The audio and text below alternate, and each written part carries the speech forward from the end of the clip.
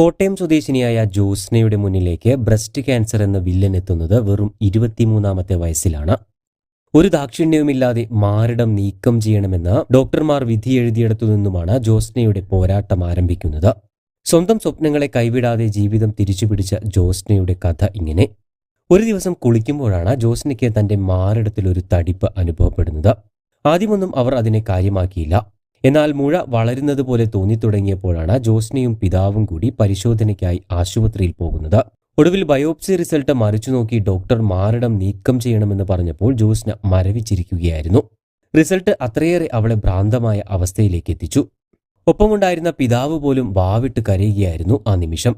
ഈ ചെറിയ പ്രായത്തിൽ തന്നെ മകളുടെ മാറിടം നീക്കം ചെയ്യുന്നത് ആ പിതാവിന് ചിന്തിക്കാൻ പോലും കഴിയുന്ന ഒന്നായിരുന്നില്ല. ഓപ്പറേഷനും പിന്നീടുള്ള ജീവിതവുമൊക്കെ ആലോചിച്ചപ്പോൾ ഇരുവരും ആകെ തളർന്നുപോയി. അങ്ങനെയാണ് മറ്റ് ആശുപത്രിയിലേക്ക് പോകാമെന്ന് മനസ്സിൽ ഉറപ്പിച്ച് അവിടെ നിന്നും പടിയിറങ്ങുന്നത്. തുടർന്ന് നിരവധി ആശുപത്രികൾ കയറിയിറങ്ങി അഭിപ്രായങ്ങൾ തേടിയെങ്കിലും എല്ലാവരും റിസ്ക് എടുക്കാതെ ബ്രസ്റ്റ് റിമൂവ് ചെയ്യാനാണ് ഉപദേശിച്ചത്. എന്നാൽ മാറിടം നീക്കം ചെയ്തുള്ള ഒരു ചികിത്സയ്ക്കും ജ്യോത്സ്ന ഒരുക്കമല്ലായിരുന്നു. ബ്രസ്റ്റ് നീക്കം ചെയ്യാതെ ചികിത്സ തേടുന്നതിനായുള്ള പല അന്വേഷണങ്ങളും അവരെ നിരുത്സാഹപ്പെടുത്തി. ഒടുവിൽ ഒരു ഡോക്ടർ വഴി ചെന്നൈയിലെ അപ്പോളോ ആശുപത്രിയിലെ മാറിടം നീക്കം ചെയ്യാതെ ക്യാൻസർ കോശങ്ങളെ വലിച്ചെടുത്ത് ഫാറ്റ് റീഫിൽ ചെയ്യുന്ന നൂതന ചികിത്സാരീതിയെക്കുറിച്ചറിഞ്ഞു. ശരീരത്തെ കീറിമുറിക്കാതെ ജീവിക്കാൻ സാധിക്കുമെന്ന പ്രതീക്ഷ നൽകിയ ഒരു വെളിച്ചമായിരുന്നു അത്. എന്നാൽ രണ്ടാമത്തെ വെല്ലുവിളി കീമോതെറാപ്പിയായിരുന്നു. ശരീരത്തെ പച്ചയ്ക്ക് കരിച്ചു കളയുന്ന രീതിയായതുകൊണ്ട് ജ്യോത്സ്നയ്ക്ക് അതിന് നിന്നുകൊടുക്കാൻ താല്പര്യമുണ്ടായിരുന്നില്ല.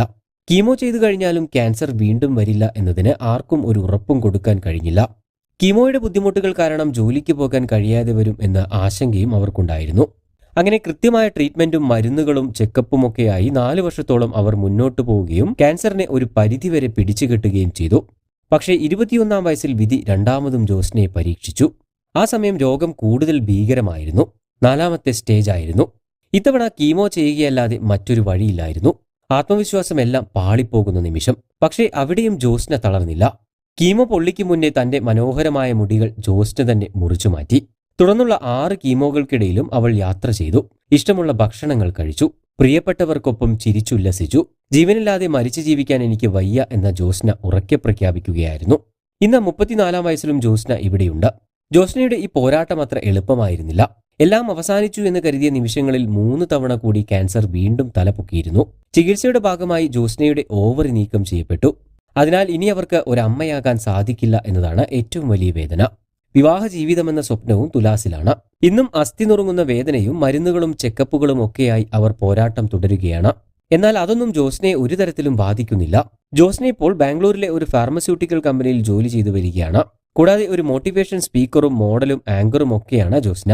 2022-ലെ മിസ് കേരള വേദിയിൽ മിസ് അയൺ മെയ്ഡൻ എന്ന ടൈറ്റിൽ നേടിയ ക്യാൻസർ പോരാളി. കീമോ ചെയ്താൽ ജീവിതം അവസാനിച്ചു എന്ന് പ്രഖ്യാപിക്കുന്നവരോടുള്ള മറുപടിയാണ് ജ്യോത്സ്നയുടെ ഓരോ ചിത്രങ്ങളും. മരണവിധി നൽകിയ ക്യാൻസറിനെ കീഴ്പ്പെടുത്തി ജ്യോത്സ്ന എന്ന അതിജീവിത ഇവിടെ ജീവിച്ചിരിപ്പുണ്ട് എന്ന ഓർമ്മപ്പെടുത്തലാണ്. മരണത്തെ മുഖാമുഖം കണ്ട നിമിഷങ്ങളിലും ജീവിതം ആഘോഷമാക്കിയ ജ്യോത്സ്ന പലർക്കും ഒരു പ്രചോദനം കൂടിയാണ്.